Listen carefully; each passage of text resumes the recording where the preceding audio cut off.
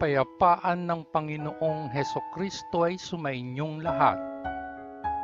Magandang araw sa inyong lahat, saan mang sulok ng mundo kayo naroroon sa mga oras na ito. Sa mga nakaraang tagpo ng ikalawang dialogo sa Aklat ni Job, sa unang tagpo, si Eliphaz ng Teman ay nagsalita kay Job na may magkahalong pangungutya at panunumba. Sa ikalawang tagpo ay sinagot ni Job ang lahat ng mga discouraging words at mga negatibong reaksyon ng kanyang kaibigang si Eliphaz na sinabi sa kanya.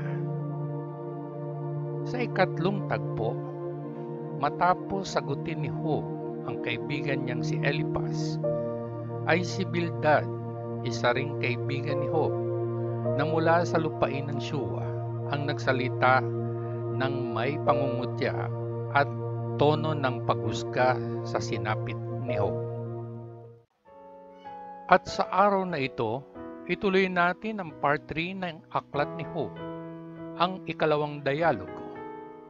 At ito ay hango sa Aklat ni Job, ika-19 na kabanata, mula unang talata hanggang ika-29 na talata. Ito ang ika-4 na tagpo ng ikalawang dialogo na pinamagatang Tumugon si Job sa mga pinahayag ni Bildad. Pakinggan natin ang mga tugon ni Job.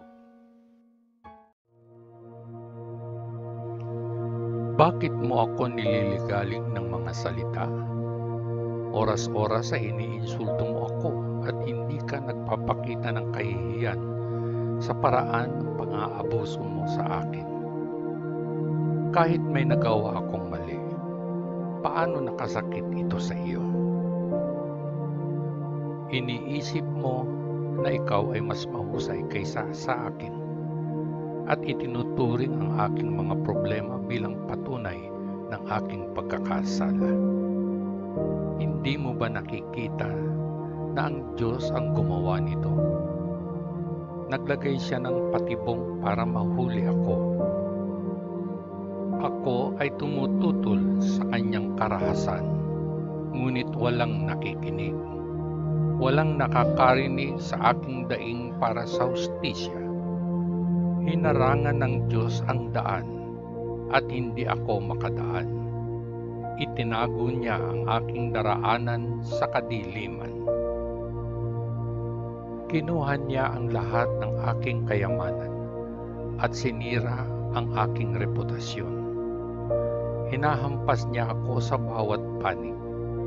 Binunot niya ang aking pag-asa at iniwan ako para matuyuan at mamatay. Ang Diyos ay nagagalit at nagngangalit laban sa akin. Itinuring niya ako na parang pinakamasamang kaaway niya. Ipinadala niya ang kanyang upo upang salakayin ako.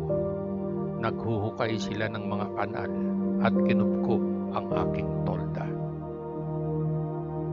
Ginawa ng Diyos na talikuran ako ng aking mga kapatid. Ako ay isang estranghero sa mga nakakakilala sa akin. Wala na ang mga kamag-anak at kaibigan ko. Ang mga panauhin sa aking bahay ay kinalimutan na ako. Tinatrato ako ng aking mga katulong na babae na parang estranghero at isang dayuhan. Kapag tumawag ako ng katulong, hindi siya sumasagot. Kahit na nagmamakaawa ako sa kanya, natulungan niya ako. Ang aking asawa ay hindi makayanan ng amoy ng aking hininga, at ang aking sariling mga kapatid ay ayaw lumapit sa akin. Hinahamak ako at pinagtatawanan ng mga bata kapag nakikita nila ako. Tinitingnan ako ng mga malalapit kong kaibigan na may pagkasuklam. Ang mga higit na mahal ko ay bumaliktad laban sa akin.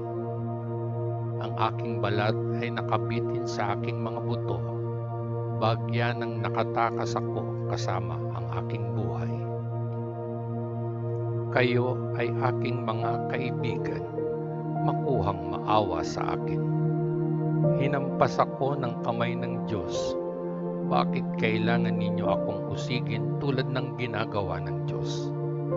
Hindi pa ba sapat ang pinahirap ninyo sa akin? Hiling ko na sana'y may makaalala sa aking mga salita at itala ang mga ito sa isang aklat. O sa pamamagitan ng pait ay iukit ang aking mga salita sa bato at isulat ang mga ito upang ito ay magtagal magpakailanman. Ngunit alam kong may isang tao sa langit na darating sa wakas para ipagtanggol ako. Kahit na ang balat ko ay kainin ng sakit, habang nasa katawan pa ito ay makikita ko ang Diyos.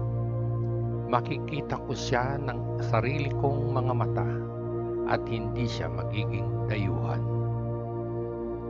Nabigo ang aking lakas ng loob dahil sinabi mo, paano natin siya pahihirapan? Naghanap ka ng dahilan para atakihin ako. Ngunit ngayon, matakot kayo sa tabak. Ang tabak na nagdadala ng puot ng Diyos sa kasalanan, upang malaman ninyong may humahatol. At dito nagtatapos ang ika-4 na tagpo na ikalawang dialogo ng aklat ni Job. Abangan bukas ang pagpapatuloy ng part 3, ang ikalawang dialogo ng aklat ni Job na pinamagatang si Zophar naman ang nagsalita kay Job. Hanggang sa muli, patnubayan nawa tayong lahat ng dakilang Diyos Ama sa langit. Sa ngalan ng Panginoong Hesukristo na ating manunubos. Peace.